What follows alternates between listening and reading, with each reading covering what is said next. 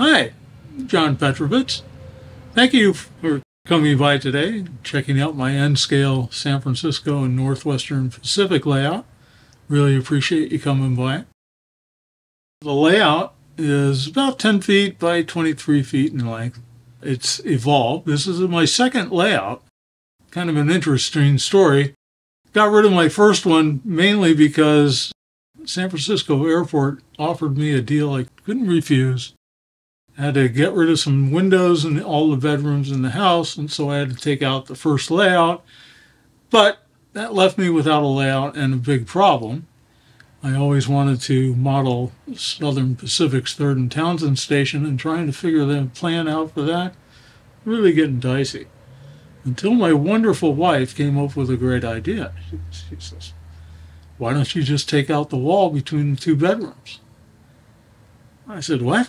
Are you nuts?" No, I'm not. Really? Can I? And anyway, we took out a wall between 2 bedrooms and ended up with this. This is my dream layout, and I'm having fun. A lot of things that prompted me to do this was, again, my interest in Southern Pacific and San Francisco. On the other hand, I love SD9s. I think they are one of the coolest locomotives ever made. And if one starts talking about Cadillacs like that, you start talking Northwestern Pacific, which is what they use for power. So one thing led to another, and I got to include Southern Pacific and San Francisco and a lot of areas that I really like there. And I go up into the Eel River Canyon with my Cadillacs on the Northwestern Pacific. So anyway, thanks for coming by today, checking it out. Appreciate it. Hope you enjoy this.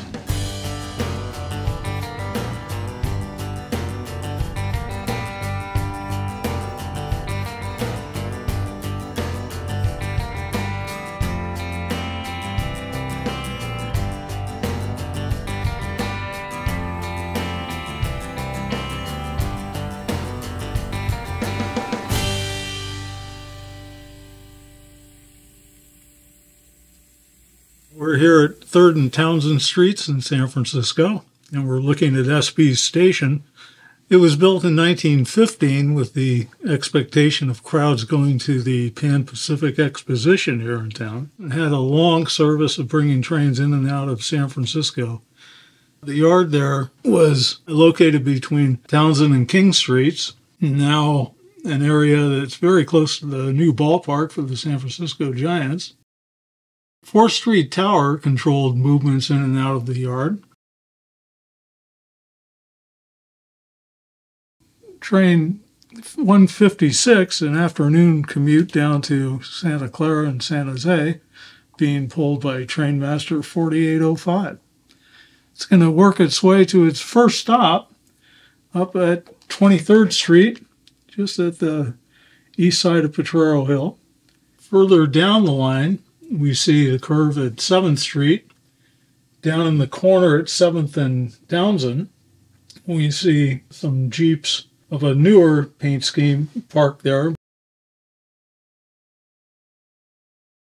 It's going to work its way to its first stop up at 23rd Street, just at the east side of Potrero Hill.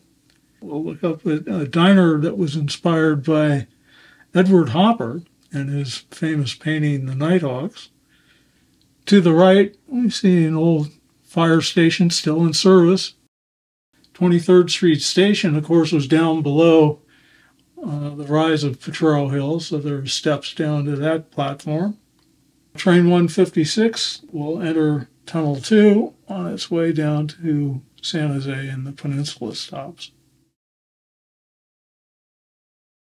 Originally, I had plans of very, very long trains, and I wanted a big, huge yard to take care of all that. And so I did it. And of course, everyone wants a roundhouse, and I thought I would include it. I wanted to be able to get trains back behind it, but I didn't necessarily want any visual thing there, so I needed some kind of view block. And then I got kind of ridiculous and actually included a PG&E gas holder back in the corner to really kind of take your mind and view off of trains that might be following behind. SP's roundhouse at Mission Bay, this is certainly not prototypical. However, I extended the stalls out and got rid of the doors because SP's roundhouses didn't really have need for doors to enclose the area because of our mild climate out here in California. Plus, it lengthened the trackage out where I could get a couple of cab forwards underneath. At Mission Bay, these garden tracks on the right side were actually added on when the SP introduced the daylight. Needed places to service their GS series locomotives, so they added 5 garden tracks on just to take care of that. This diesel facility is really fictitious. Repairs and servicing for diesels took place down at Bayshore, but I needed the place to service all the gear that I had. I've kind of centered in the late 50s. That kind of set the era and allowed me to put all this stuff out. The real Mission Bay actually had a viaduct that went over it at 16th Street, where it teed into another at 3rd Street, with train traffic and the yard traffic being able to interrupt those streets. You just jumped up on the viaduct and did a bypass on that. Although traffic left to the south out of Mission Bay Yard on my layout, just simply because I had to make connections to other points, it actually heads out north and heads up along the waterfront in San Francisco, which is really unusual because it takes Southern Pacific traffic right past the ferry building, which really never happened. That was the domain of the State Belt Railroad, which offered me some opportunity to do some street running and to model San Francisco's waterfront. So at this lower end, coming out of the yard, we see Matson Pier 30 and 32, just south of Red's Java House, which is an iconic situation on the waterfront that's been there forever. In fact, quite the survivor. Piers 30 and 32 burnt down completely in the early 80s, and the fire department of San Francisco did a heroic effort of saving Red's Java House, which is still there, serving beer and cheeseburgers. You might want to get one on the way down to the ballpark. And then we get down to Pier 28 and 26, which are still the survivors of that part of the southern end of the waterfront. Beyond that, the pier fronts have disappeared until the other side of the ferry building. Engine 35 and Fireboat 1 are housed in the fire station up here alongside Pier 26. I also modeled the San Francisco Beltline. It used to be the California State Beltline. It wanders across the San Francisco waterfront, and here we see one of the belt's Alco S2s pulling a train across the 3rd Street Bridge. It's out of position here on the layout, but I definitely had to include it. And we get across the bridge, we'll pass in front of the San Francisco's ferry building, continue on along the waterfront and the different pier fronts. Now, the buildings on my pier front are all scratch built simply because no one manufactured them. They're all done out of styrene, and yes, it probably took a little bit of time to do them, but I really encourage anyone to try it. Styrene is great to work with, especially for impatient people like me. I mean, you've got to put a lot of time into it, but putting it together is pretty good and pretty simple. And if you just keep at it, and keep your desire going on it and try and produce something you want, I think you get some good results. We're down at the bottom of Telegraph Hill, down in Sansom and Battery Streets. And of course, I think you can see up, this is Filbert Street going up to the top. If you notice, even though there's no pavement there, this is a designated street, property line to property line, goes all the way up to the top. Over here, Greenwich does the same thing, gets all the way on top. Up above, this is Upper Montgomery. Doesn't go through, goes down a steep side of the hill, back down into the financial district. It continues down below over here, but up on top, very steep. City went in the 30s and made this a 2-level affair. Over here is a very old famous, what used to be a restaurant, they're gone now, but this was Julia's Castle. It was inspired by a predecessor to the monument at the top of the hill, Coit Tower, which I'll talk about in a minute.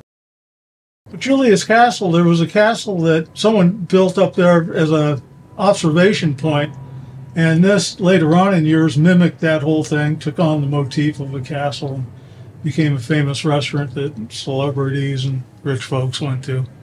This is Telegraph Hill.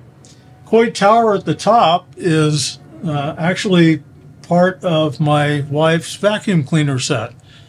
We're not saying anything about that. She hasn't missed it, and we're not going to say anything. She hasn't missed it, so it's good. But anyway, Humphrey Bogart in Dark Passage actually crawled up these steps after his plastic surgery and all that to get up to this building up here where he was looking for safe haven. But right here was where he was when the guys down below said, "Hey, Mac, tough night with the folk or with the wife?" Because he's all bandaged up in the face. Anyway, he made it to the top. All things worked out. But here it is. Over here, I don't know if you can see this or not, but this is Washington Street. This is what used to be San Francisco's old produce section. Virtually all the lettuce, melons, everything, vegetables of all kinds, everything came into San Francisco here, was sold wholesale, and then later on actually sold retail, so you could go down there and pick up some bargains. But a very congested part of town, virtually impossible to drive through in the early morning hours, but there were many cold storage warehouses down in this area, and some of them were presented here, and I tried to capture some of that. I kind of scratch-built this little restaurant down here only because I'm trying to honor the New Deal and FDR. New Deal restaurant, there was one that was actually down in that area, which inspired this, so I had to include it. A big part of the reason why I wanted to do this part of the layout was I wanted to do some street running, and the State Beltline, which was an operator down here on the waterfront, gave me the ability to lay down some tracks and work through here. So I get to do some of that. Now, realistically, although the belt reached up into this neighborhood, it wasn't quite as extensive as what I've got here, but gives me a lot of switching puzzles to do and a lot of neat shots to take a look at. Their roundhouse was back over here on Lombard and the Embarcadero. I haven't built the entire thing, but it's kind of represented there. The State Belt at one time was totally steam-powered when it first started up in the 1800s. And then before the war, they were repowered to diesel with Alco S2s. They had 6 of those locomotives, and they lasted, until the end of the Beltline in the late 80s. We're moving on to the central part of the layout on my peninsula part out in the middle of the room. This is up north of San Francisco in the northwestern Pacific. It is kind of a freelance combination of Tiburon's car float, Petaluma's waterfront, Healdsburg's area, Sebastopol region, kind of the end of the Petaluma River up there where the river goes through the Haystack Bridge, so on. So this is really pretty freelance, but I think it does capture the flavor of the North Bay and Marin Sonoma counties. The Northwestern Pacific was a conglomeration of many roads. One of its predecessors was the Petaluma and Santa Rosa Railroad, which was an all-electric line. And I think you can see some of the catenary put up here. It's okay for my purposes. Up at the Petaluma dock, there is an old freight motor there that was actually refurbished by the Petaluma and Santa Rosa, and I just chose to scratch build that on top of a power motor from Cato. Works good, runs good. The Northwestern Pacific had a connection to the Santa Fe Railroad at Tiburon, vis-a-vis a car float ferry came over from Richmond. Ferries also operated on down to San Francisco and tied up there pretty close to Fisherman's Wharf and then south of China Basin. But this version was up at Tiburon, and so I decided to include it only because I thought it was neat and thought a car float would be a neat operation. And it gave me a chance to show off the Paul Hastings Santa Fe's tugboat that yanked it back and forth from Richmond to Tiburon. The Haystack Bridge is really another intriguing thing I wanted to model only because it's a simple little swing bridge. But what I found so neat about it is that only half of it actually goes across the water. The other half just swings over the land, and I just thought it was an intriguing thing. I thought it was cool, and of course I'm really happy since they've replaced it now with a bascule kind of a thing for smart trains up there. You can't see it anymore. So anyway, I have this to remember it by. Looking across the harbor, you can see a schooner there. It's got a funny front end to it. That's the old Petaluma. That was owned by the Petaluma and Santa Rosa Railroad, but the railroad would bring things down to the wharf, mostly eggs, by the way. It was a huge operation between Petaluma and San Francisco. It would offload those onto the Petaluma, and the Petaluma would sail down the Petaluma River, through the Haystack Bridge, and down across San Francisco Bay to tie up at Pier 7. We're watching a Northwestern Pacific local on its way northward, but railroad east on the subsidiary of Southern Pacific Railroad. We are leaving the yard here in Petaluma and crossing the Haystack Bridge. We'll continue eastbound or north and go through a tunnel which will get us over to the other side of our peninsula on the layout here.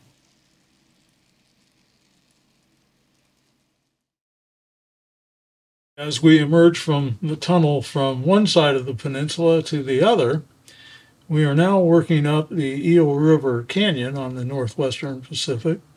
Highway 101 passes below our train, south of Scotia a ways, and then we'll get across some trestle work and a bridge that crosses the Eel River one time out of many on its way north. Then we'll go past the Pacific Lumber Company at Scotia, a big operation and a major supplier of business for the NWP. As you do, we can see, looking at a train from yesteryear, 40-foot loads of lumber all cut up. Then we get past the station at Scotia, which got totally wiped out in the 1964 flood. This thing just rolled right on down the river, taking it out. But a place to get water for the steam engines, and then you'll notice there's a coaling facility which never was seen on the NWP, all the engines being oil-fired, but I just thought it was cool, so I threw it in. We're going to take the siding here at Scotia because we're anticipating a meet from a westbound train coming down from Eureka with lumber products. Real interesting story. I'm not sure I'm totally accurate, but it was one of those things where it would have been easier going up the other side of the river, but the owner of the land wouldn't sell out and force the railroad back over to the other side, which they did, but it made it really difficult to get along there. The hillside being a sandstone that was easily come down, and it gave the Northwestern Pacific a real maintenance headache for years. But I wanted to model that because it had a very interesting trestle arrangement. The wood bents actually come down on concrete piers, and that allows for a lot of that hill to slough off and then just roll between the concrete piers without taking everything out. And I guess it worked for the most part.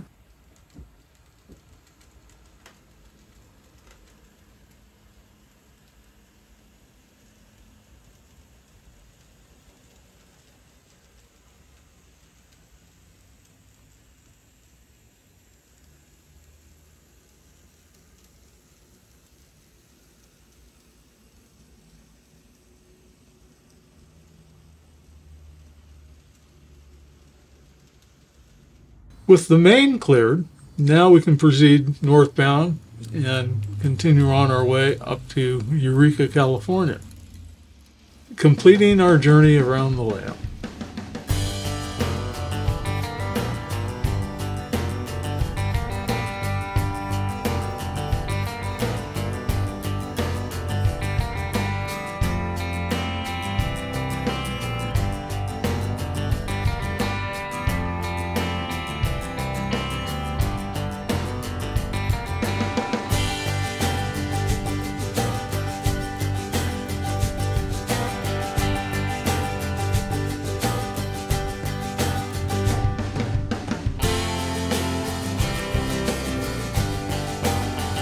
Once again, thank you so much for watching today.